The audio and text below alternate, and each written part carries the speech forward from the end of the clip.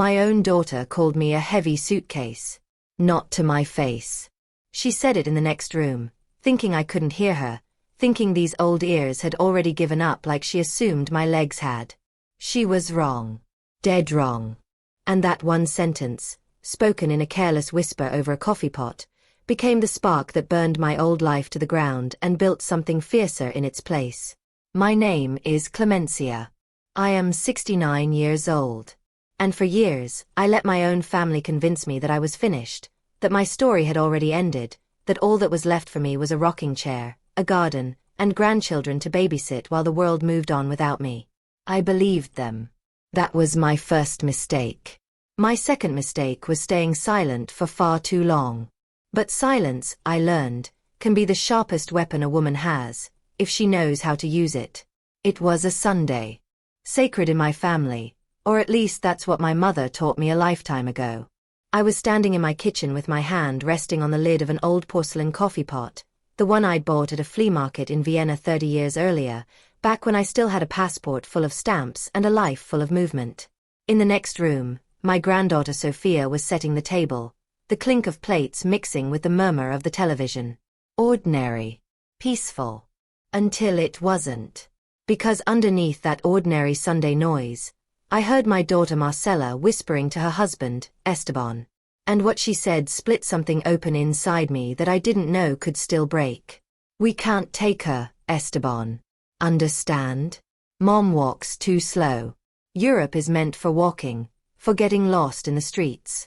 If we bring her, she'll slow us down. We'll have to stop every 2 blocks so she can rest or find a bathroom. I felt the floor open beneath me. My hand, still resting on that coffee pot, trembled, and the lid clicked softly against the porcelain. I froze.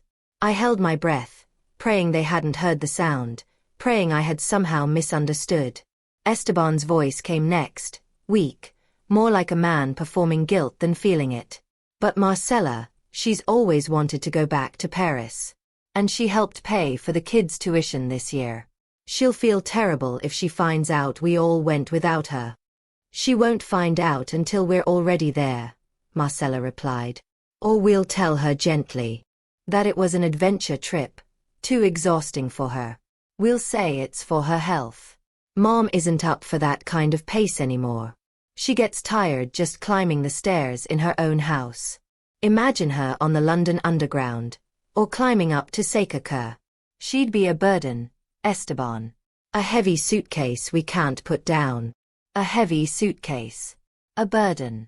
I set the coffee pot down with the same careful precision you'd use disarming a bomb. My eyes filled with tears, but they weren't tears of sadness. They were tears of a cold, quiet fury, rising up my throat like poison. Me. Clemencia. The woman who had walked the halls of the United Nations as a simultaneous interpreter for 4 decades. The woman who had negotiated with taxi drivers in Cairo and dined with ambassadors in Brussels. Reduced, in one whispered sentence, to a fragile old woman who couldn't walk 2 blocks without stopping. I looked down at my own hands. Yes, they had age spots. Yes, my knuckles were a little swollen. But they weren't trembling from weakness. They were trembling from the rage of being underestimated by the very woman I had taught to take her first steps. For the last 5 years, since I lost my husband and sold my apartment to be closer to family, I had made a quiet, terrible mistake. I made myself too available. I became the grandmother who knits sweaters, who cooks Sunday lunch, who watches the kids so the parents can go to the movies. I let my old cosmopolitan life gather dust, like the dictionaries on my shelf. They saw my gray hair and my cane, a cane I carried more for elegance on rainy days than out of any real need, and they assumed my whole world had shrunk down to the size of this house. I took a breath. I smoothed my silk blouse. I put on the mask, the calm, harmless grandmother they wanted to see. I carried the coffee tray into the living room slowly, dragging my feet just slightly, on purpose. Is the coffee ready? Marcella asked, her voice shifting instantly into that sweet, condescending tone people use with children, or with the sick. Yes, dear, here you go, I said, setting the tray down. My voice was calm. Steady. I sat in my usual green velvet armchair and watched them. Marcella poured the coffee without meeting my eyes. Esteban stared nervously at his phone. My grandchildren, buried in their screens, didn't even notice the tension in the room. "Mom," Marcella began, and I saw Esteban's shoulders tense. "We were thinking for the summer, maybe you'd prefer to stay here in the city. The heat isn't good for you. We were looking at maybe the beach, or the mountains, somewhere simple." She lied to me. She lied with an ease that hurt more than the words themselves. They were planning the grand European tour we had always promised each other we'd take together someday, back when she graduated and we never had the money. Now I had the savings of a lifetime, and she had a good job, and still they were leaving me behind. "Oh, don't worry about me," I answered, taking a sip of my tea, because coffee made my hands shake and I needed to stay calm. "You know I love tending the garden in summer. My roses need attention. And honestly, traveling is so tiring at my age." I watched the relief wash over them instantly. Marcella let out a breath she'd been holding and smiled at me, a genuine smile, grateful that I had made her betrayal so easy. "Exactly, Mom. I knew you'd understand. It's better if you rest. We're thinking about maybe going to Europe, but very budget, lots of walking, almost like backpackers. You'd suffer." "Of course, dear. I'd only slow you down," I said, using her own words against her without her even noticing. But I saw Esteban swallow hard. He knew. He at least had the decency to feel it. The rest of that afternoon crawled by, slow and painful. I listened to half of their plans, their laughter, their contained excitement. They talked about museums I knew by heart, cafes where I had written love letters in the 70s, cities that were like old friends to me. And they spoke about it all like they were about to discover a new continent, with the arrogance of youth that believes the world was invented yesterday. When they finally left, the house fell into a heavy, sacred silence. I stood up from that armchair, and I no longer dragged my feet. I walked straight to my study at the end of the hallway, the small room where I kept my old things. I locked the door. I sat at my mahogany desk and opened the bottom drawer, the one that was always kept locked. I pulled out my tablet, the one Marcella thought I only used to watch cooking videos. I unlocked it with my fingerprint and opened my email. There was a message from Rodrigo. Rodrigo wasn't my boyfriend in any silly, adolescent sense. He was my companion. A retired architect I'd met 2 years earlier at a conference on historic preservation. A cultured man of 72 who still played tennis on Tuesdays and Thursdays, and whose laugh could rattle windows. My family knew I had a friend. They assumed we played cards together and complained about arthritis. They had no idea Rodrigo and I had spent weekends in vineyards in Mendoza, or at luxury spas on the coast, always under the excuse of visiting an old friend. I called him. He picked up on the second ring. "Clemencia, my dear. I was just thinking about you. How was the family lunch?" Revealing. Rodrigo. Very revealing. My voice sounded different, electric, alive. "Listen to me carefully. Do you still want to go to Italy and France this summer?" "Always, Clemencia. You know Rome is my second home. What made you decide?" "I just decided. We're going to do this properly. No tourist groups, no crowded buses. I want first class. I want 5-star hotels. I want a private driver in every city." There was silence on the line, followed by a soft laugh. Well, well. Did we win the lottery?" "No, Rodrigo. I simply got tired of saving my money for the inheritance of people who think I'm nothing but an old piece of furniture. My daughter says I walk too slow. She says I'm a burden." "How insolent," he said, and I could hear real outrage in his voice. He knew my energy better than anyone. "You have more life in you than women half your age." "Exactly. And I'm going to prove it. They leave on the 15th of July. Night flight to Madrid, connecting to Rome. I want to be on that exact flight, Rodrigo.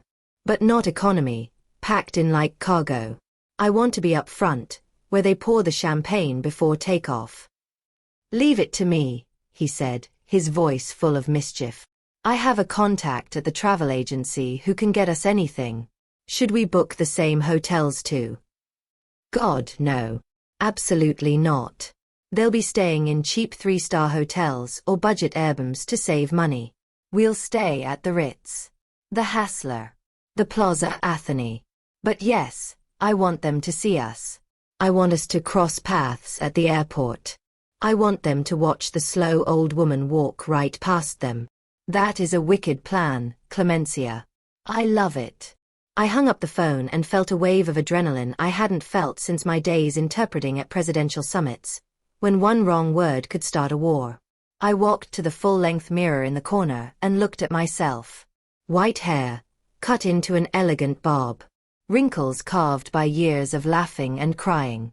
But my posture was real. I straightened my spine. I pulled a box down from the back of my closet.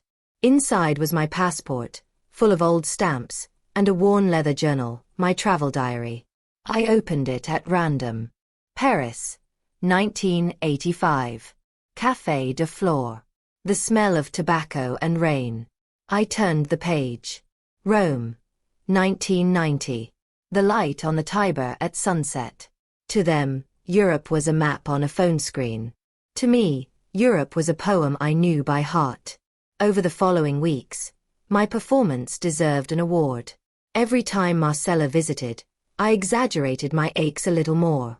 "Oh, sweetheart, my hip is really bothering me today," I'd say, rubbing my side while she watched me with a mixture of pity and relief. "Poor Mom. See, that's why it's better you stay here this summer. We'll call you every day." I even left a cane, more visible than I actually needed it, standing by the front door. I saw Esteban glance at it and give Marcella a look, as if to say, "See, we were right." They treated me with an insulting gentleness. They spoke slowly, over-enunciating every word. I smiled, I nodded, and inside, I was laughing. While they hunted for cheap flights with 5-hour layovers and hotels with shared bathrooms, Rodrigo and I built an itinerary fit for royalty. I bought new clothes, a cream-colored Italian linen blazer and trouser set, soft leather loafers I could walk fast and stylish in, designer sunglasses that covered half my face, and a new suitcase, rigid, burgundy, with wheels that spun a full 360 like they were gliding on ice. Money was not a problem. I had sold a piece of land in the south 2 years earlier and kept that capital untouched, saving it for emergencies, or for my grandchildren someday. Well, this was an emergency of dignity. The day finally came. July 15th. Marcella called me early that morning, her voice already tight with pre-travel stress. "Mom, we're heading to the airport. We'll stop by quickly to say goodbye, but we can't stay long. We're cutting it close on time." "Don't worry, dear, don't come by. Traffic must be terrible, and I don't want you missing your flight because of me. Say goodbye over the phone." "I understand." "Are you sure, Mom? You're an angel. I promise we'll bring you a magnet for the fridge and some chocolate." "Yes, bring chocolate. Take care of yourselves." I hung up. My burgundy suitcase was already waiting by the door. Rodrigo rang the bell 2 minutes later, impeccable in a navy blazer and a silk scarf, despite the summer heat. The private car I'd hired was waiting outside, engine running, air conditioning on full blast.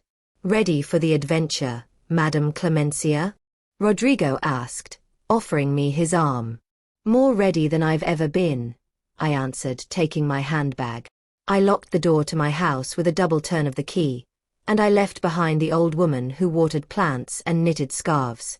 The woman who stepped into that car spoke 3 languages and needed no one's permission to conquer the world. The drive was smooth. I imagined my daughter and her family, probably stressed in a regular taxi, arguing over who had the passports, worried about excess baggage fees. We arrived at the international terminal. We didn't stand in the mile-long economy line, that exhausted human serpent of people already tired before the trip even began. We went straight to the private check-in counter, red carpet, a glass of sparkling water waiting for us. "Good morning, Mrs. Valdez." Mr. Montalvo, the agent, greeted us with a smile. "Your seats are confirmed in first class, seats 1A and 1B. You have access to the VIP lounge while you wait to board." We walked through priority security. Everything flowed. No slow shuffling, no waiting. My footsteps echoed firm against the polished airport granite. Rodrigo walked beside me, proud. We settled into the VIP lounge, salmon canapés, a glass of chilled white wine. I checked the time. 1 hour until boarding. I knew, right at that moment, Marcella and her family were probably sitting on the floor near their gate, or on uncomfortable metal chairs, eating sandwiches they'd packed from home to save money. "It's time," Rodrigo said, checking his watch. We stood. The moment of truth was approaching. When we reached the gate, the call for first class and frequent flyers had just been announced. The economy line was massive, a dense, anxious crowd. I adjusted my sunglasses, took Rodrigo's arm, and we walked down the empty blue-carpeted lane. And then I saw them. About 5 meters away, behind the dividing rope, Marcella was scolding my youngest grandson about a water bottle. Esteban was checking boarding passes, his face tight with stress. They looked exhausted, disheveled, and honestly miserable. I kept walking. My steps were elegant, rhythmic. The click of my low heels echoed. Marcella looked up, maybe drawn by the elegance of the couple crossing through the priority lane. Her eyes traveled from the burgundy suitcase to the impeccable linen suit, up Rodrigo's arm, and finally landed on my face. Even behind the dark glasses, she knew. Her mouth fell open. The water bottle slipped from her hand. "Mom," she whispered. I could read her lips perfectly. I didn't stop. I didn't turn my head fully toward her. I only allowed the faintest, most fleeting smile, and I kept walking, straight to the flight attendant waiting with a radiant smile to scan our privileged boarding passes. I crossed the threshold into the plane, leaving my daughter standing there with the words caught in her throat, and the sudden, devastating realization that her mother was nothing like the slow, fragile woman she had imagined. But that was only the beginning. The flight was 12 hours long, and the curtain separating the classes on an airplane is never thick enough to hide the truth for long. The soft hiss of champagne being poured into a crystal glass was the first sound that marked my return to life. Not my grandchildren fighting over the remote. Not Marcella complaining about grocery prices. That delicate, expensive bubbling sound you only hear at the front of the plane. I settled into seat 1A, a cream leather seat that smelled new, that smelled like exclusivity. And I felt my back, the same back that supposedly couldn't handle long walks anymore, relax with startling ease. Rodrigo, across the aisle in 1B, winked at me and raised his own glass in a silent toast. Just minutes earlier, I had left my daughter standing in the terminal with her mouth open. Now, separated from her by a blue velvet curtain and 50 meters of fuselage, I finally let out the breath I'd been holding. Not a sigh of relief. A sigh of liberation. As the flight attendant, a poised woman named Elena, offered me a warm lavender-scented towel for my hands, I couldn't help but think about the irony of it all. Marcella believed she was doing me a favor, protecting my old bones from exhaustion. She had no idea she had pushed me straight back into the one world where I had always felt truly powerful. The world of diplomacy and comfort, where age isn't a burden. It's a badge of rank. I pulled my old Mont Blanc fountain pen from my handbag, black resin and gold, a gift from a French ambassador back in '98. I hadn't used it in years. At home, I signed pharmacy receipts with cheap promotional pens from the bank. But here, filling out my immigration card in firm, cursive handwriting, I felt like I was recovering a limb I had lost. We took off. I felt the beautiful pressure in my chest as we climbed, leaving behind the city, the routine, the Sunday afternoons spent knitting in silence while everyone stared at their phones. Leaving behind the Clemencia who apologized for walking slowly. I ordered ossobuco in fluent Italian without even glancing at the Spanish menu. Rodrigo smiled at me with admiration. "You haven't lost your touch, Clemencia. It's like riding a bicycle, Rodrigo." or dealing with stubborn people. You never forget. I took a sip of red wine, complex and velvety, and closed my eyes, letting myself feel a flash of pain. Not physical. Emotional. How had I let this happen?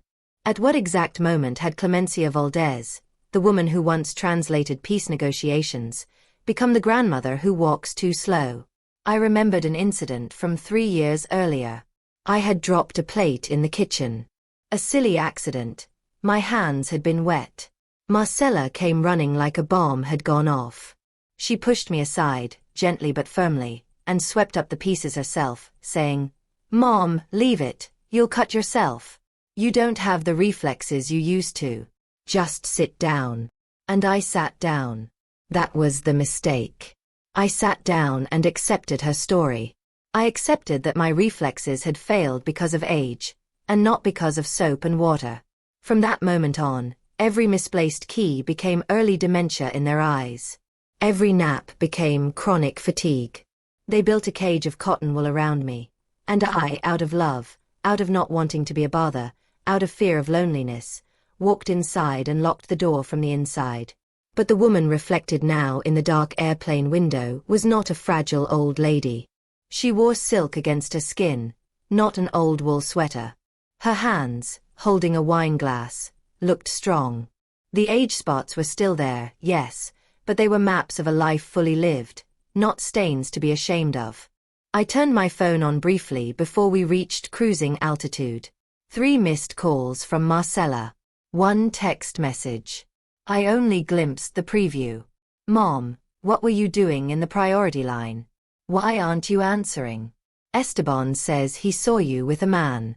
We're very worried." Worried. Her favorite word. Worry, her diplomatic way of saying control. I smiled with quiet malice and turned the phone off completely. I wouldn't turn it back on until we were in the private car heading to our hotel in Rome. Dinner was served on crisp white linen.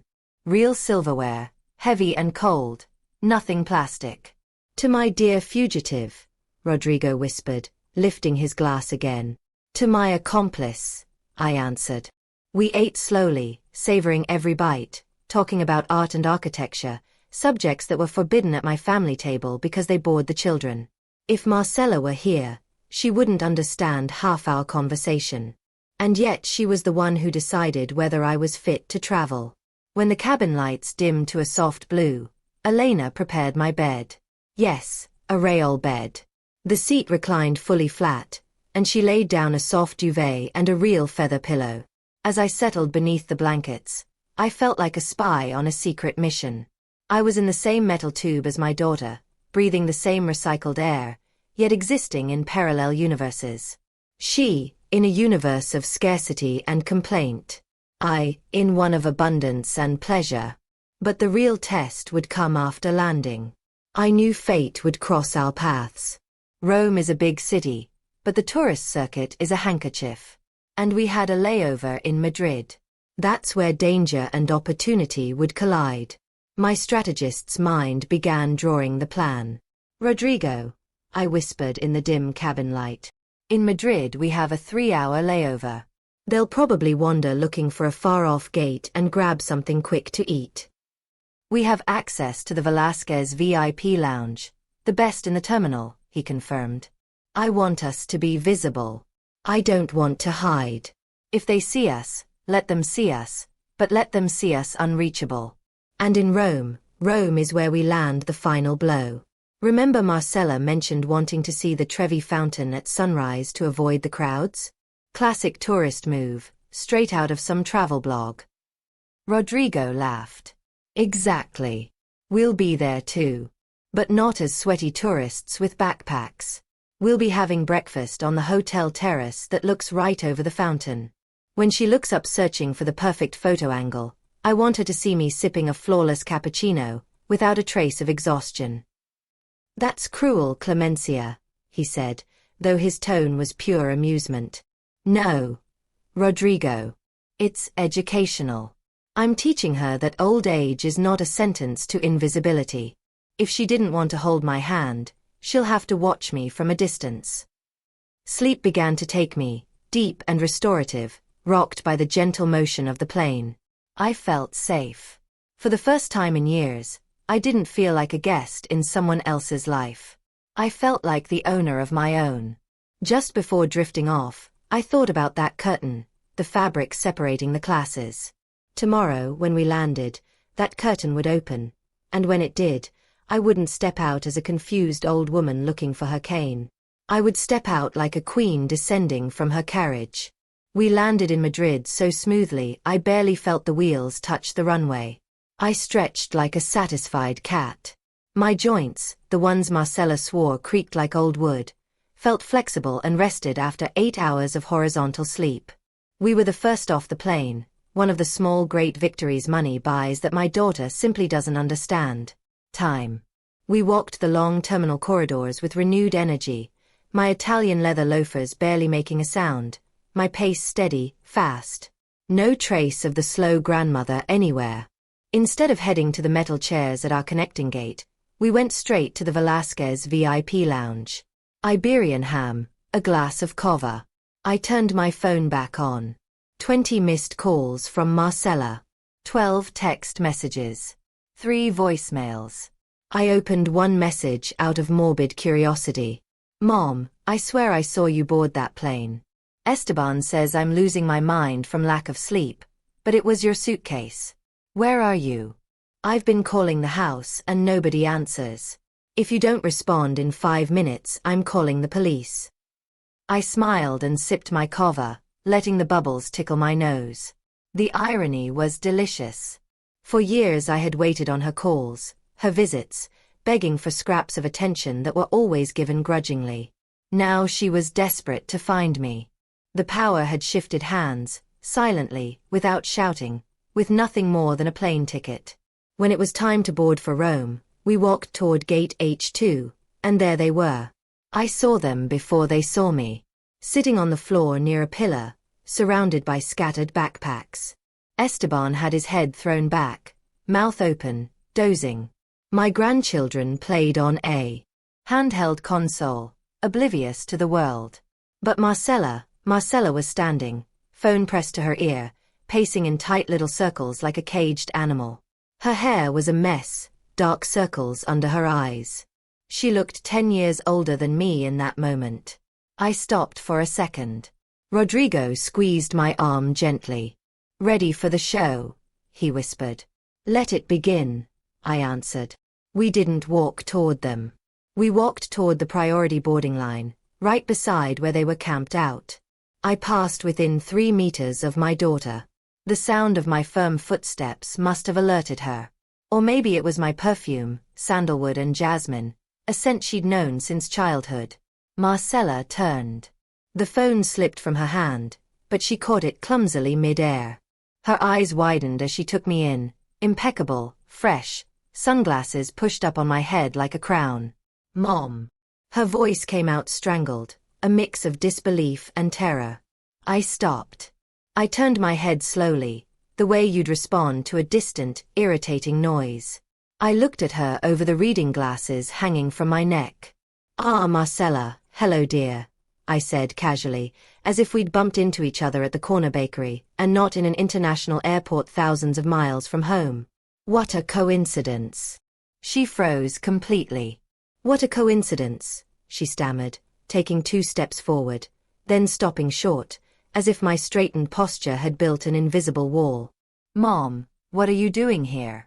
We left you at home. You said your hip hurt. You said you couldn't walk. I said traveling was tiring, I corrected gently, with the patience you'd give a slow child. And it is, if you travel uncomfortably.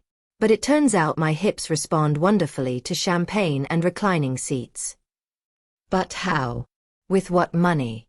And who is he? She pointed a rude finger at Rodrigo, a lack of manners I never would have tolerated from her as a child. Rodrigo stepped forward, gallant but firm, placing himself slightly between us. Rodrigo Montalvo, a pleasure, he said, extending a hand Marcella did not shake. I'm Clemencia's travel companion, and I'm afraid we're in a hurry. Priority boarding is closing, and we hate to keep the crew waiting. Marcella looked at Rodrigo, then at me, then at the backpacks scattered on the floor where her family looked like refugees from boredom. Her brain was struggling to process it. Her mother, the old burden, was about to walk into business class while she had seat 24E, the middle seat.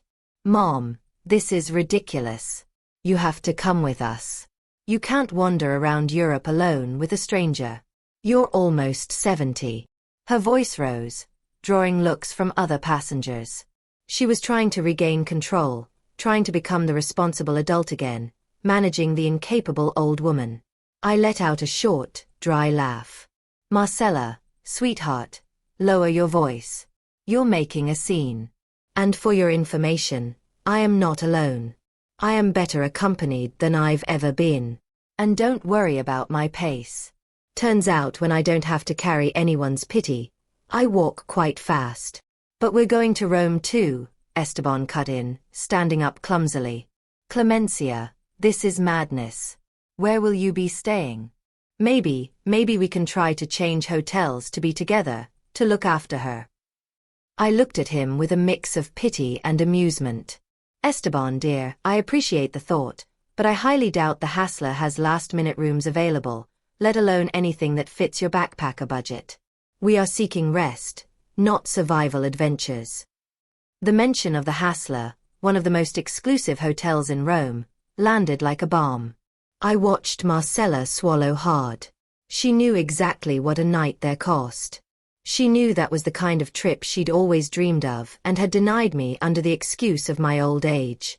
"See you in Rome, perhaps," I said, closing the conversation. We turned toward the gate agent, boarding passes ready, and walked down the jet bridge without looking back. I could feel my daughter's stare burning into the back of my neck. A mixture of fury, confusion, and, for the first time in a long while, something like respect. Or maybe fear. Fear of realizing she didn't know me at all. We landed in Fiumicino at midday. Rome's heat wrapped around us, not oppressive, but warm, like the embrace of an old friend. Our burgundy suitcase came off the priority carousel first, spinning elegant and gleaming. My family's backpacks would surface 40 minutes later, dented and dusty. As we walked through arrivals, I spotted them far off, dragging their feet, pushing a cart with lopsided luggage.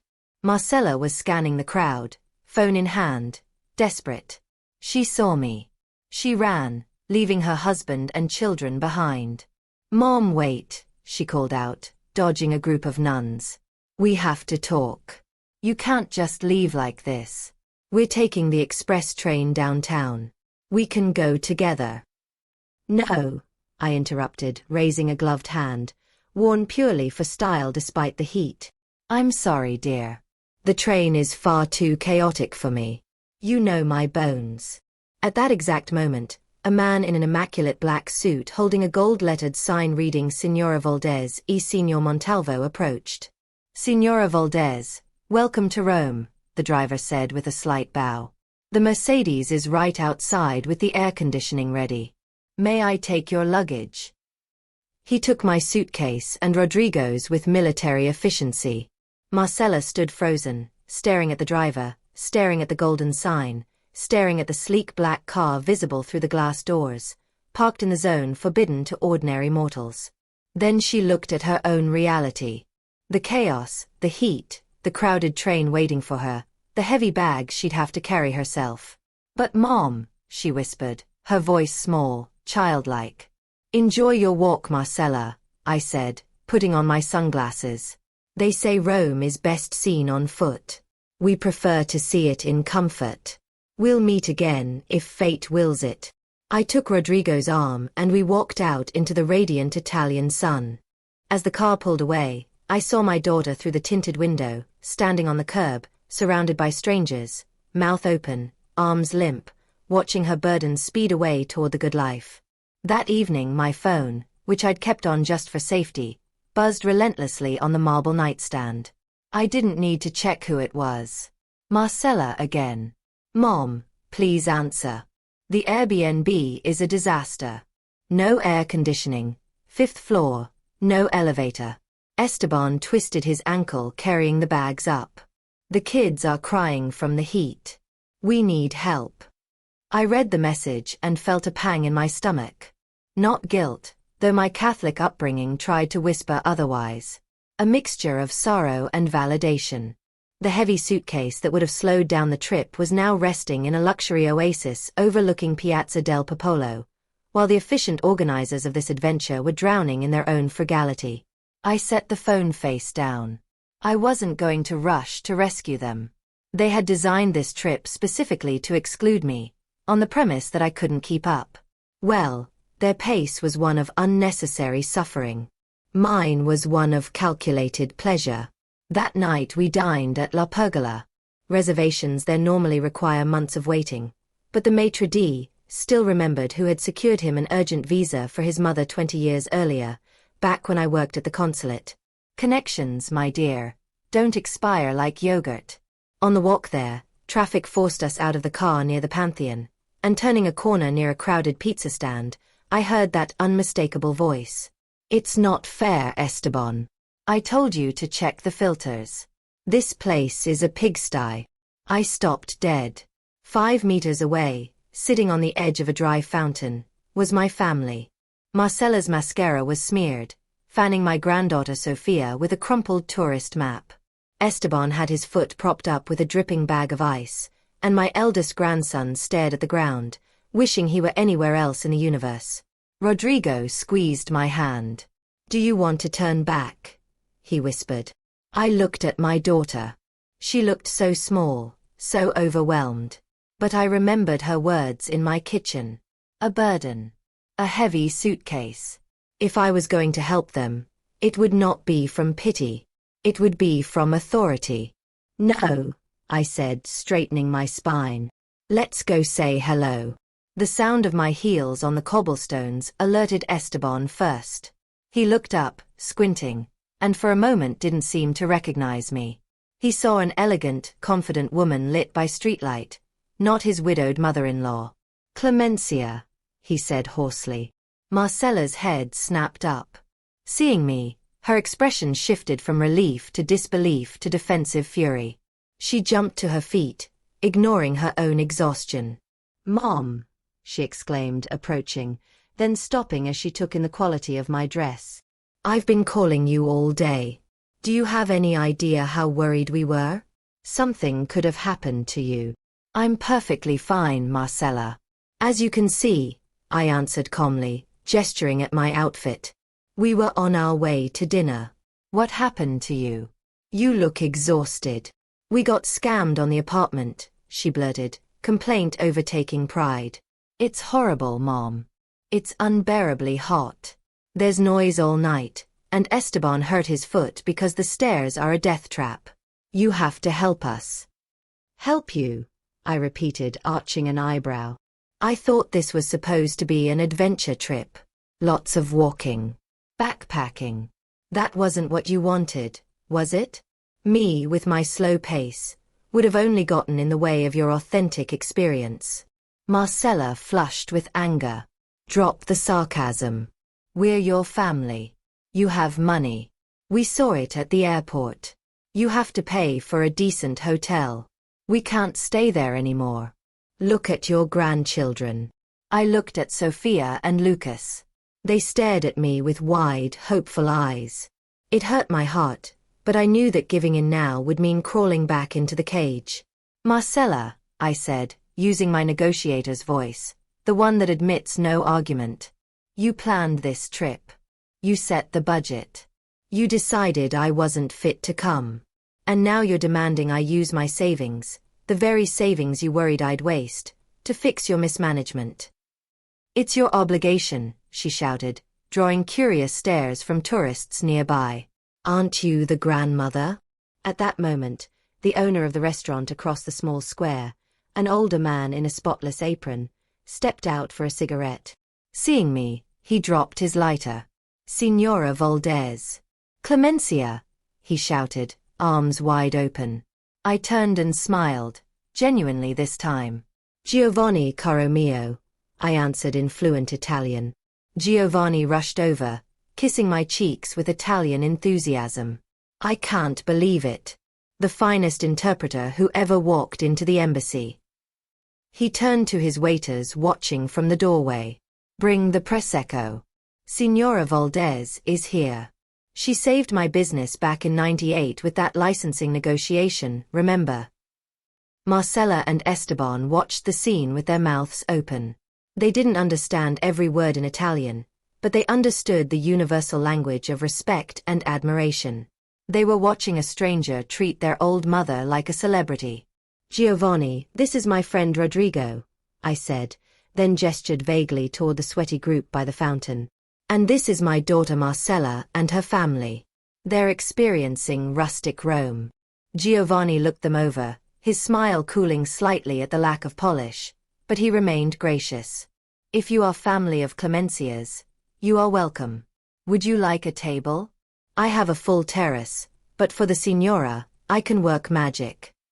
Marcella stepped forward, seeing salvation, smelling the food, the air conditioning pouring out of the restaurant. Yes, please, we're starving, she said in Spanish, almost pleading. I looked at Giovanni, then at my daughter. I'm sorry, Giovanni, I said gently. We have a reservation at La Pergola we cannot miss. And your daughter? Well, they have a very strict budget to respect. This place is outside their plans. Marcella went pale. Mom, you can't do this to us. I stepped closer, invading her space. She smelled of sweat and frustration. I smelled of Chanel. Listen to me carefully, Marcella, I whispered, so only she could hear. For 5 years you treated me like my brain had dried up along with everything else. You told me I walked slow, that I was in the way. You left me behind without a shred of guilt. Now you find out the old woman has a life, friends, and resources you never imagined. You want a hotel? Pay for it. You want a good dinner? Earn it. I am not your ATM machine, and I am not your backup plan. I am your mother, and it's time you learn to respect me. Not for what I give you, but for who I am. I stepped back. I pulled €100 note from my purse and handed it to my grandson Lucas, who stared at me in amazement. Lucas, my love, this is so you and your sister can get the best gelato in Rome, and a decent pizza after. I love you both very much. I kissed my grandchildren on the forehead, ignoring the tears of rage building in Marcella's eyes. Giovanni, ci vediamo dopo, I said in farewell. Semper l'ambasciatrice, he replied, using a title that, though unofficial, filled me with pride. I took Rodrigo's arm and we resumed our walk toward the waiting car. I didn't look back. That was intense, Rodrigo said once we were far enough away. It was necessary, I answered, though my hands trembled slightly. It's not easy raising children when they're already 40. But sometimes the hardest lesson is the only one that sticks. We arrived at the restaurant on the hilltop, the illuminated view of Rome spectacular below us, and as the sommelier presented the wine list, I let myself reflect. I had spent years making myself smaller to fit inside the box my daughter built for me. I had accepted her judgments about my old age as absolute truth. But that night, under the Roman stars, that box shattered for good. Marcella had finally seen that her mother was not an old woman waiting quietly for death in an armchair, but a woman who still had a world to devour. And most importantly, I had seen it too. 10 days later, I was sitting in that same green velvet armchair where, weeks earlier, I'd overheard my own daughter plan to exclude me like unwanted furniture. But the light through the window felt different now. Not the dim glow of a fading life, but the vibrant shine of a morning promising everything. On the coffee table sat a map of Japan, and a bottle of red wine breathing, waiting for Rodrigo.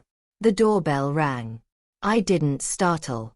I rose calmly, knees working perfectly thanks to the daily walks I had taken back up, not out of obligation, but for the sheer pleasure of feeling the world beneath my feet.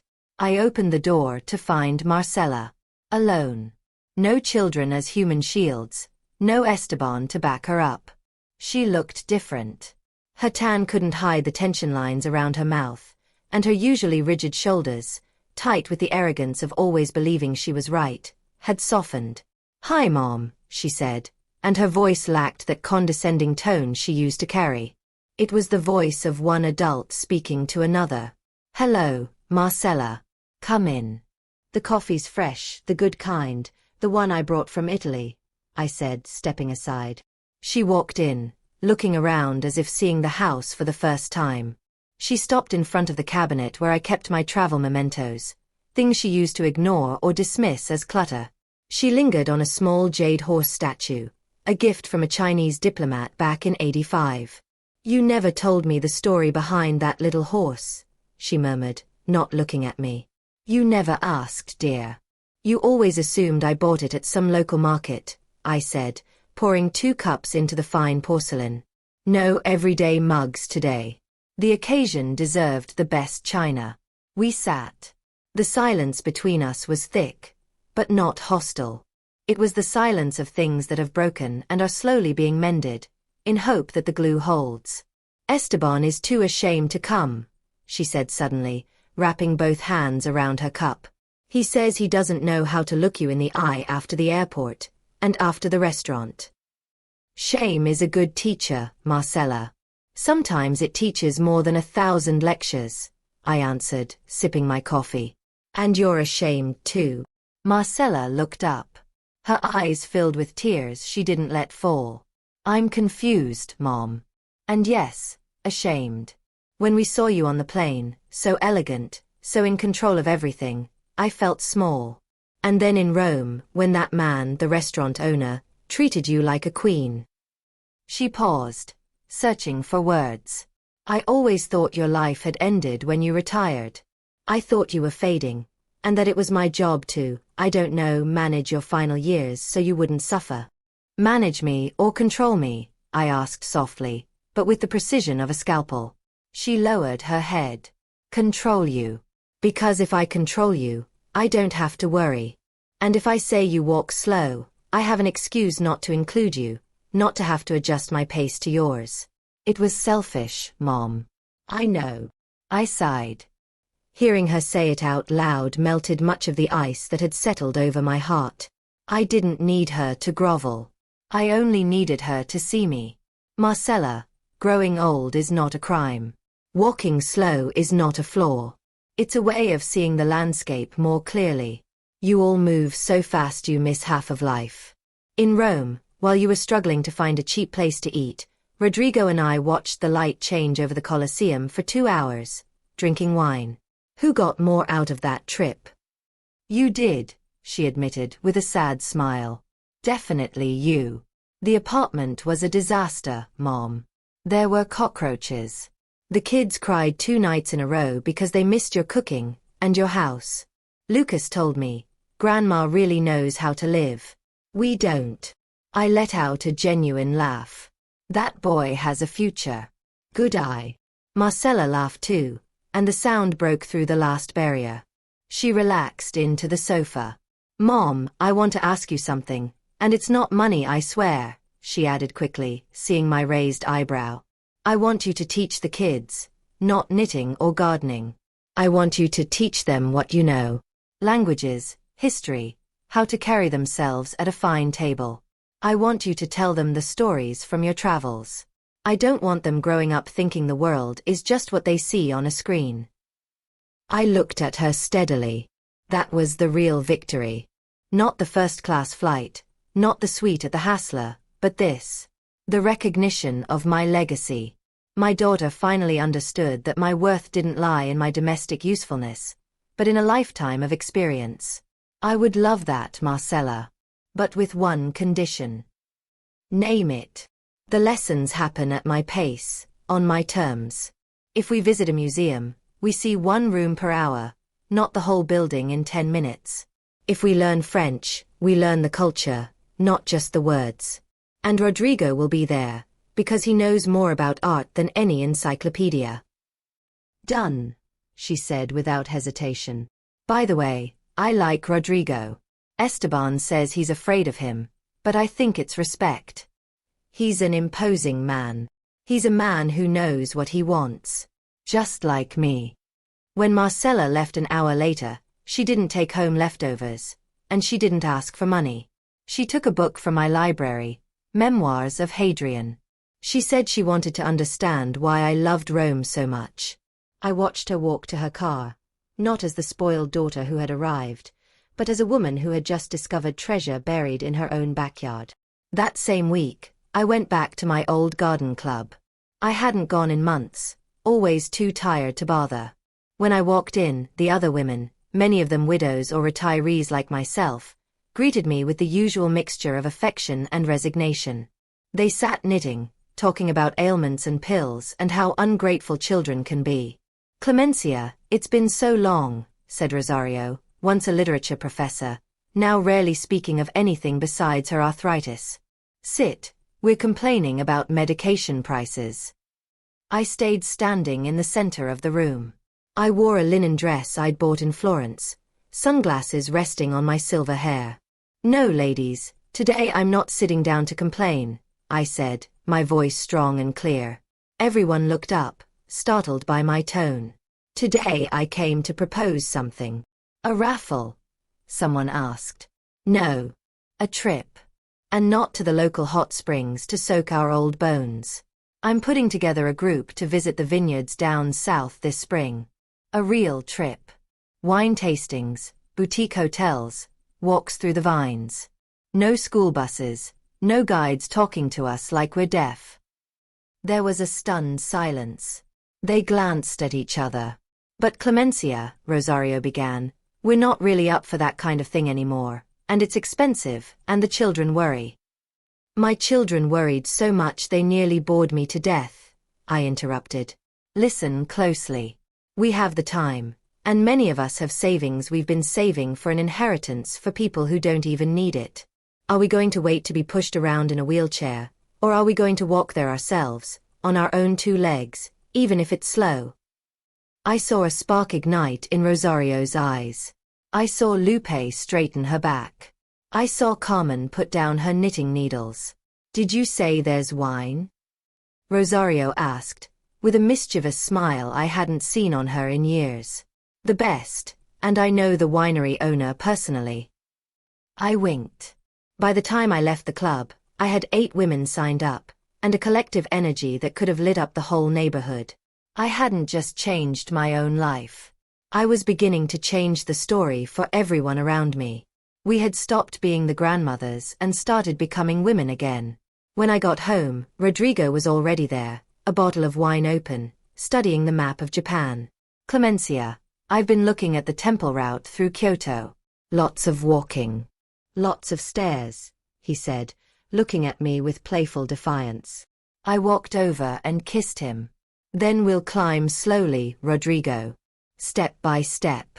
And when we reach the top, the view will be ours, only ours, because everyone who rushed up ahead of us will already be bored, looking for Wi-Fi." I sat beside him and took his hand.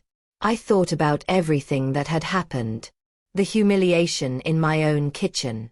The whispered conspiracy. The pain of feeling disposable. Strangely, I felt grateful for that cruel moment my daughter had given me. Without that painful push, I might still be there, pouring coffee, apologizing for existing. Now I knew my slow walk was never weakness. It was strategy. It was the necessary pause to savor life fully. It was the pace of a queen who never needs to run, because the world will always wait for her. My phone buzzed. A message from my grandson Lucas.